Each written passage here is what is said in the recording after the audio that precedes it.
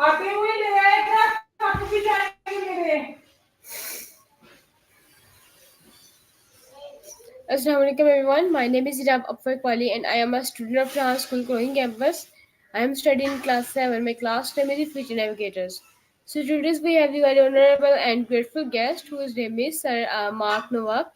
So welcome to our guest and know himself and know him life journey. So hello sir, how are you? I'm pretty good.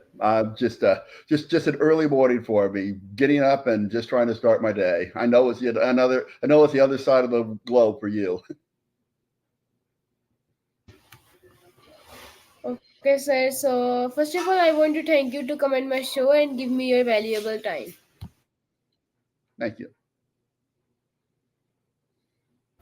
Okay, sir, before moving on the question, can you tell me about your background and experience? Okay, I have worked for 40 years in IT for various companies. Mainly, I did work for a manufacturing organization for about 27 years. We built airframes, and then I worked in information technology for a major pharmaceutical firm. And right now, I work in information security for a bank. They probably don't want me to tell what bank I work security for, but I do IT and I do IT in various roles and everything like that. Almost 40 years, and I've lived in Fort Worth, Texas, and graduated from Texas Tech University, class of 1985.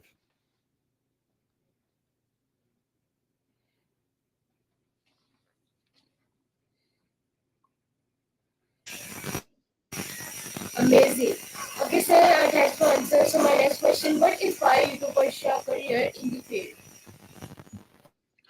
The basically when I was in college, I was sort of a little bit directionless. Initially, I thought I wanted to be a lawyer or a doctor or something like that, and I started studying for that. Joined the Texas Tech debate team, but I was really turned off by going to various other schools and debating because the debate team, it was all about winning over technicalities and getting people to say things and overstating a case. And then all of a sudden I took a computer class, and a particular individual talked about that the industry was had good prospects. But the one thing I did like about computer programming and writing code is that you had the chops, that the measurable was there, that you could that when you did something, it wasn't a technicality. You didn't have to persuade something that worked, that the program actually did work.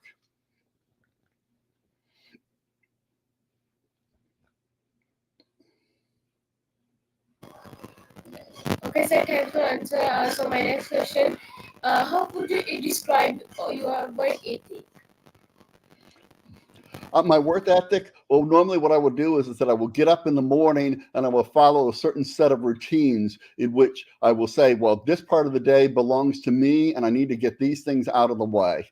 Then once I start working, the point of the being work, and aside from a break or two in which you can do what you want within limits, is that 8 hours that I'm working for a particular company, that belongs to the company. So I'm not going to be going around and trying to advocate political things or try to have I'm going to have a little bit of fun, but I'm going to have fun in the name of getting the work done. And then when the day is over, that when the time belongs back to me, that I use that time, but I don't abuse the position that I have at work in order to take advantage of doing things that are fun.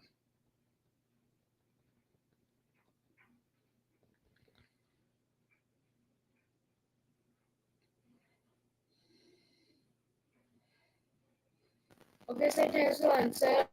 So my next question: what do you enjoy most about your current job or profession?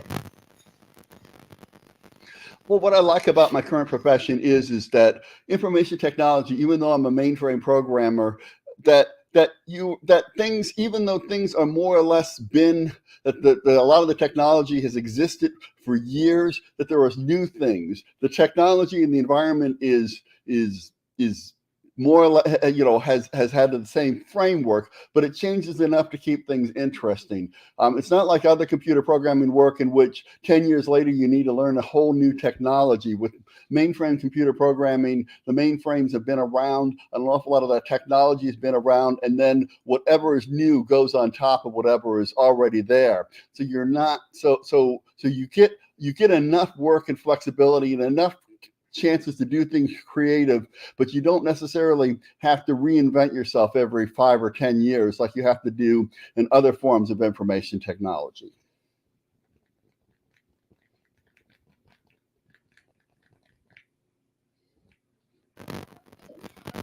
Amazing. Okay, so thanks for answer. So my next question: how do you handle challenging or high pressure situation at work?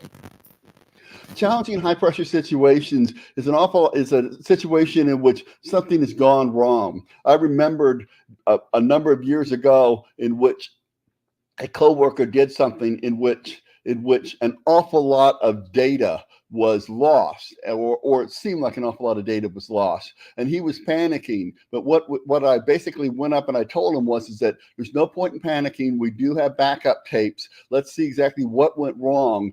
Don't declare that the sky is falling at that particular point in time, because the one thing you need to do in a stressful situation is you want to make sure that you don't overreact, that if you overreact and the situation isn't as bad, that people will remember the overreacting. So you stay calm, you stay cool, you discuss things in the background, and then whatever you are messaging out to an external group, you agree as a united front to have that particular message. You don't argue and get into heated conversations when you are trying to publicly talk about how you are dealing with and solving that crisis. You have a script, and the discussions, the ugliness needs to go on in the background, because you need to have a good front and show that you've got control of the situation in a public situation.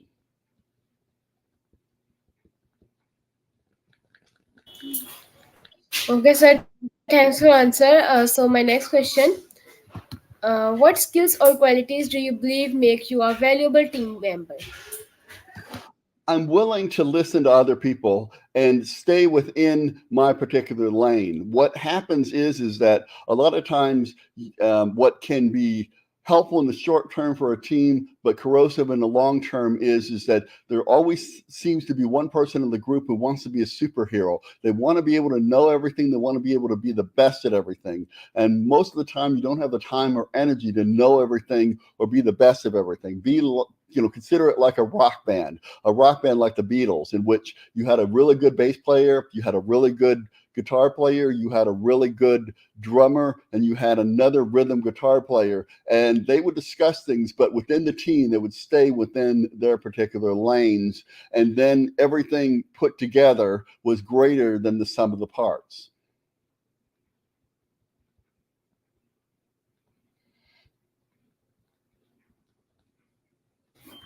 Okay, sir. Thanks for answer. So my next question: are there any professional goals or milestones you have currently working towards? The current milestone is that I'm relatively new in my particular position, and the milestone that I want that I'm looking to is that I'm looking to basically show that I can successfully implement a new project within the team that I'm in, and that I can successfully work and collaborate with a number of individuals within that team. That's my short-term goal. My long-term goal is that I want to be a longer term goal is that I want to be in a role in which I'm a niche, in which there's one or two other people that I'm working with, that I can be trusted. And then the third goal after that would be, the third checkpoint after that would be some sort of team leadership role or team subject matter expert role, in which I know something and other people are going for. At my particular age, I'll be happy at that particular level. I'm not aspiring to be an upper level manager at this particular point in time. It's a little bit late in my career to elevate again to that level.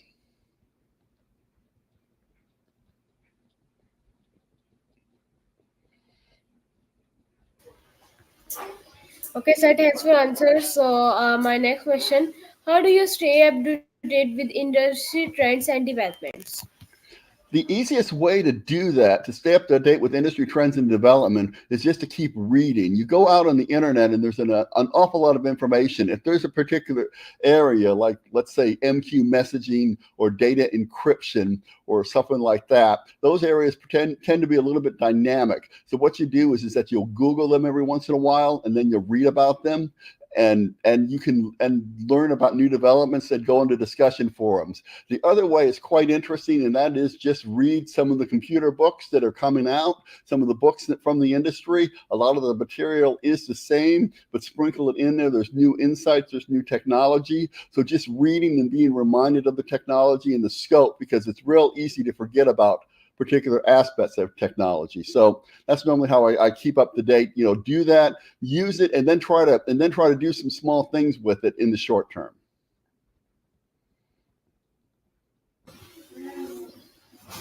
Awesome. Okay, Sai, thanks for answer. So my next question, can you describe a time when you had to adapt to a major change in your work environment? Major changes in my work environment. Well, about 3 years ago, basically they decided that they didn't need permanent employees in order to support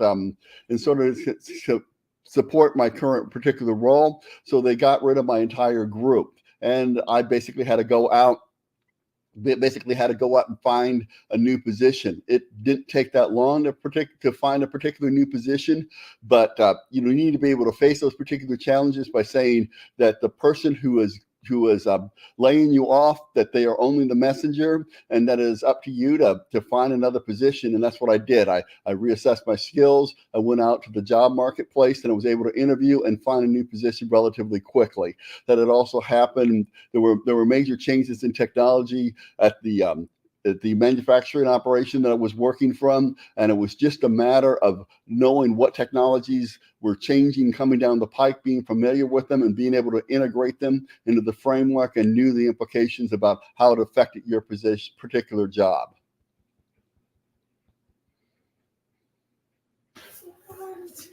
Okay, sir, thanks for answer. So my next question, what motivates you to continue learning and growing in your career?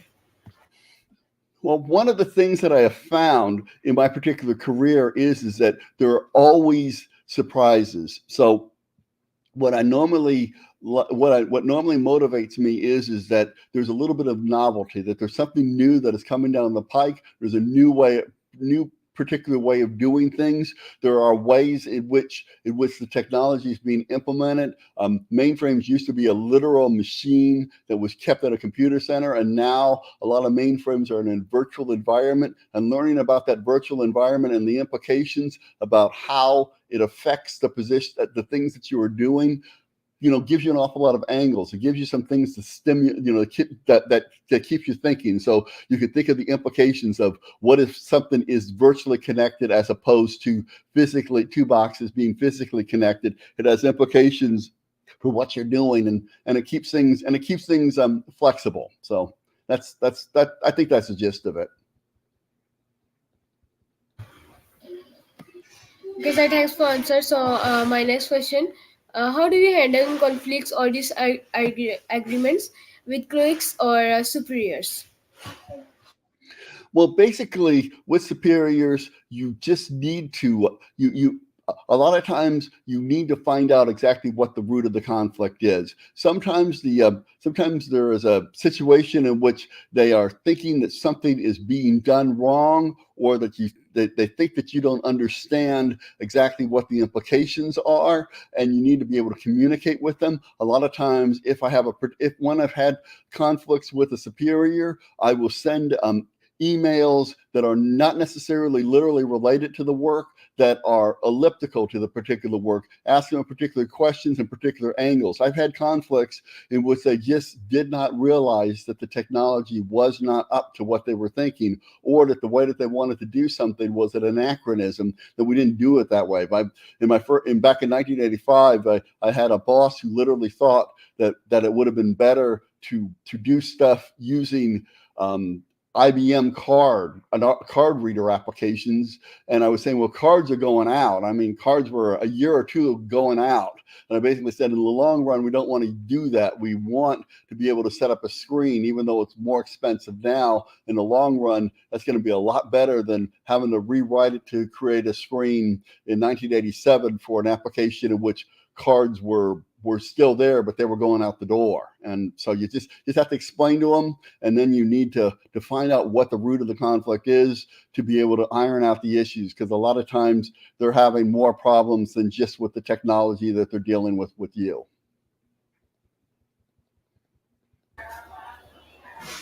Okay, sir, thanks for answer. So my next question, can you provide an example of a situation where you demonstrated strong leadership skills? Okay, the one of the situations that I had is that a number of years ago I was put I I'm not a manager, but I was put in charge of the leadership association of my particular company. There were 400 people. There was a $45,000 budget. There was an awful lot of things doing, and there were a number of individuals who basically said, well, how did you get up to this particular role? And how did you get elected? And I said, well, I was elected president, and I've got a 1-year term. And basically what we did is that we had an organization. The reason I was elected was an awful lot of other people didn't want the particular position because it was an all volunteer organization, a thankless role. So I just basically went in, assumed the role, started doing some of the material that I was doing, but then worked with other individuals and showed them that I was willing to be able to do my part. I was willing to be able to follow my particular roles and procedures, go the extra mile, and then I got people to volunteer and help me out in that particular thing. So if you're willing to show that you're going to go the extra mile and that you have a clear vision, that other people will follow you, but they want to make sure that you don't that you're following the same rules that they are. And I had a successful term. The organization started growing, and then at the end of my term, someone who actually should have been in that role decided to be in that role because they saw the benefits that how it helped me out in my career, and it was able to help them out. So that was the thing. Volunteer organizations are tougher jobs than just being a manager. Okay, sir, thanks for answer. So my next question, what do you believe sets you apart from other candidates in your field? What sets me apart is the depth and flexibility in my experience. I had worked with an awful lot of other, I've worked over the years and seen how technology changes. I know the things that work and the things that don't work. I am not limited by the fact that particular tools will work a particular way. I'm not necessarily going to be convinced with the marketing. I programmed in ancient languages. I programmed in assembly language. I programmed in COBOL. So I know exactly what can be done at the mainframe and underlying level. So I'm not going to basically be sold by the fact that some tool has some exclusive ability.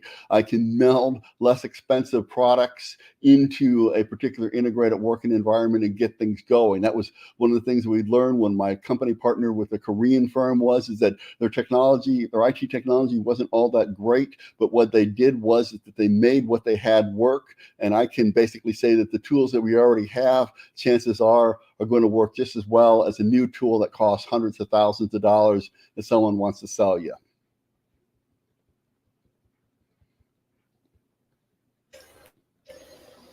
Okay, sir, thanks for answer. So my next question, how do you prioritize and manage your time effectively? Well, that goes back to what I had said earlier about setting up routines, that in the morning you set up a routines. You do things in the morning to get those things out of the way. You have a set pattern. That way you're making sure that things don't go underneath your radar.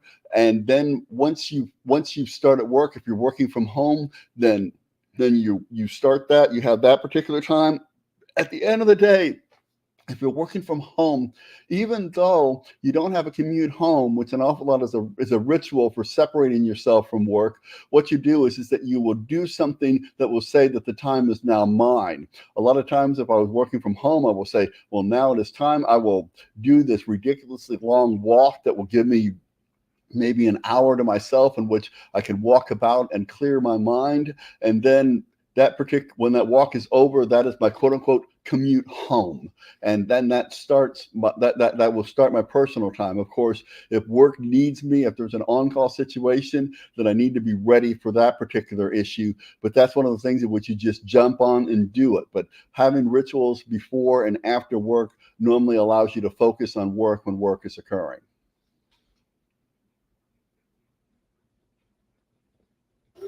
Okay, sir, thanks for answer. So my next question, how do you consider your greatest strength and how does it benefit your work? My greatest strength is my ability to be flexible, that I can that an awful lot of times, just because something works a particular way doesn't necessarily mean that it is the best way of doing things. A lot of times I am willing to accept what I would refer to as a pretty good solution over a perfect solution. The biggest problem that an awful lot of places have had in the past is that they wanted something perfect. They wanted something to be the last word. And in information technology, nothing is ever the last word. Even if you have a perfect solution, the solution can literally go obsolete. We had a program that would convert from one format that was an exotic format to a common format, and that program was just a perfect solution, and it worked on images for 10 years. But the problem is that the very format it was converting to was more or less obsolete. Even though it was a perfect solution, we needed to get another converter technology because it just I mean, things literally get old, and you have to be able to recognize when a perfect solution is no longer a good solution and be willing to change over before you're forced over. And being flexible and understanding that things aren't perfect and adaptable is the way to do that. Being open to the particular change before you're forced to change. Okay, sir, thanks for answer. So my next question, can you share an experience where you had to overcome a significant obstacle in your career? Yes. Years ago, when I was in the manufacturing environment, they basically merged two particular groups together. One group was referred to as scientific computing, and the other was referred to as a business system solution. There were some solutions which more or less crossed the particular barrier, and there were opportunities, but most of the opportunities were in the scientific computing side of it. And basically, they were looking for someone to develop some particular to redevelop a particular system. And they told me, they said, well, we consider you, but we don't feel like you have the skill sets for that particular area. And I said, well, in college I learned this and I learned that, and and I knew various pieces of technology in college, and that I could use those. And I was able to demonstrate that I was able to understand the system, which was written in what they called Fortran 77. And I said, I can translate that Fortran 77 into a new application environment and get that particular area going. They were skeptical, but I more or less did the project all by myself, and they basically were impressed, and was able to hold the manufacturing environment together for the next 10 years, in which we were able to transition to a customer off-the-shelf system in order to do the same thing.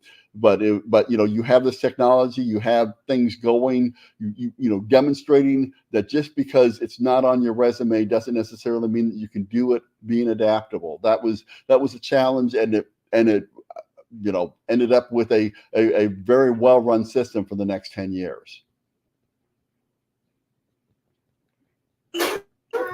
Okay, sir, thanks for answer. So my next question, um, how do you envision your career progressing in the next 5 years? I want to be able to just settle down into a regular position over the next 5 years. I see myself possibly progressing into a more or less leadership role, subject matter expert role, in which I'll be training other people, because I'm getting a little bit up there in years. So my role over the next 5 years, or what I see myself doing over the next 5 years, is being a mentor and training younger people who are coming up in the industry, to be able to show them the ropes before I retire and move on.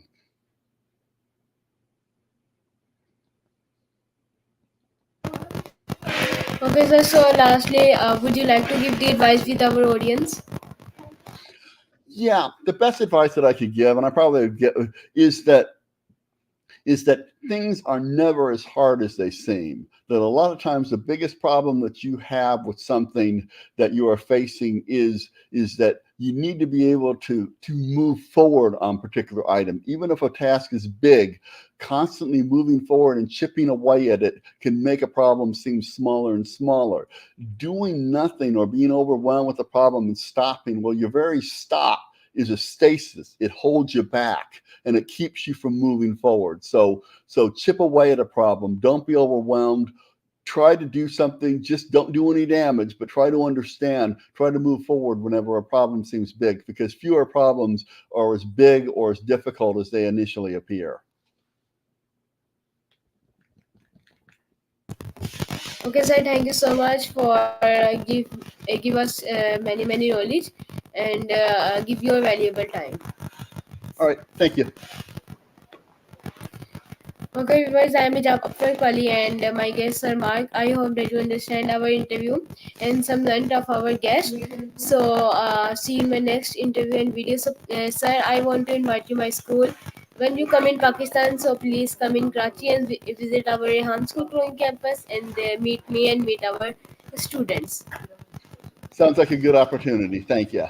I will consider it. Thank you. Bye bye. Okay, sir. Bye bye.